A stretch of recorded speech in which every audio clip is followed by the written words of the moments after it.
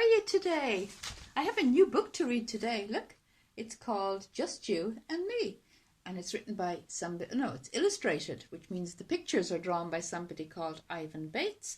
And the words were written by somebody called Sam. That's a nice name, Sam. Okay. So, here we go. Just You and Me. Once upon a time, there was a little gosling goose, and her name was Little Goosey.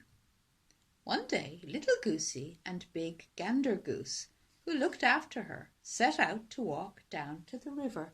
So look, there's Little Goose and Big Gander Goose.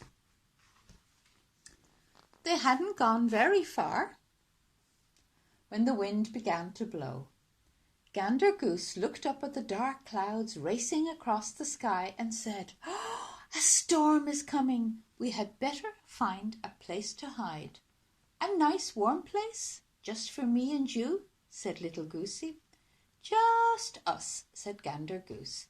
"A place where we can rest until the storm is over." And they hurried into the woods, looking for a place to hide. "Will there be thunder when the storm comes?" asked Little Goosey. "Well, yes, there could be some thunder," said Gander Goose. Look, there's Little Goosey, a little bit afraid of the bad weather. Soon they found a hole in a ditch, but there was someone in there already, a small grey whiskered mouse. She was hiding from the storm too. "You can stay in here with me if you like," said the mouse. See the little mouse? "Oh," Little Goosey whispered to Gander Goose, "I don't want anybody else when the thunder comes.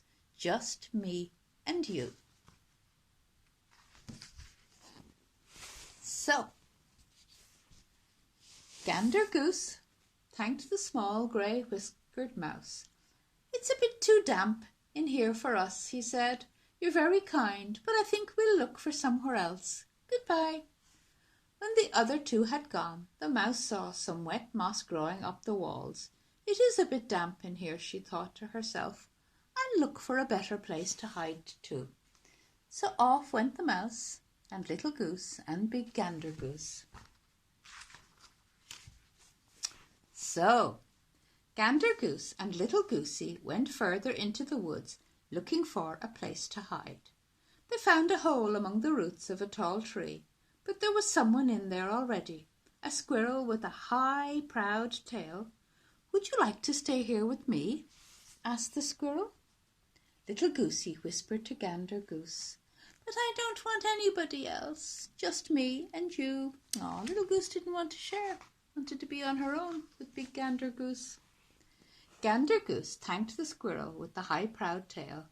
"I can see daylight above our heads," he said. "You're very kind, but I think we'll look elsewhere. Goodbye." When the other two had gone, the squirrel looked up and saw the sky through the trunk of the hollow tree. The rain could easily run in through that hole, he thought to himself.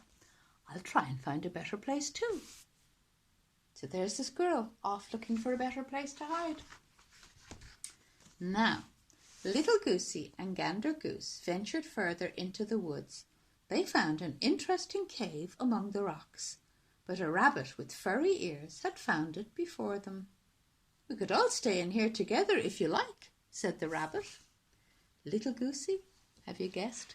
Little Goosey nestled into the soft feathers of Gander Goose and said quietly, "I don't want there to be anybody else when the thunder comes. Just me and you." Gander Goose thanked the rabbit with the furry ears. "There are too many stones in here for us," he said. "You're very kind, but I think we'll look for somewhere else. Goodbye." When the other two had gone, the rabbit couldn't find a space to lie down properly. "It is too stony in here," she thought to herself. "I'll look for a better place too." And there's the rabbit, gone to look for a better place to hide from the thunder. So now Little Goosey was beginning to feel tired after all that searching for a place to hide. But then they found a hole behind a bush at the bottom of a hill. "This looks like a good place to be out of the storm," says Gander Goose, "and there's no one here." "Just us," yawned Little Goosey. She made a tunnel under some blown-in leaves so that she wouldn't hear the thunder if it came, and she lay down to sleep. Look at her, fast asleep. The storm arrived. A great wind blew down through the trees, and the rain came down. In the fields and in the woods no one could be seen. They were all hiding from the storm. Look, the tree with all the leaves blowing. And the dark clouds passed over. The wind died down, and soon the skies were clear again. Little Goosey blinked in the ray of sunlight shining into the hole. Then she heard someone behind her. "This was a good place to hide from the storm," said the small, grey-whiskered mouse. "It was," agreed the squirrel with the high, proud tail. "A very good place to hide from the storm," said the rabbit with the furry ears. Oh, see, they had all come together to hide from the storm. So, Little Goose and Big Gander Goose, they went walking off together into the sunshine because the storm was over. And that was the end. So that was another lovely story. So we'll have some more stories another day. Bye-bye.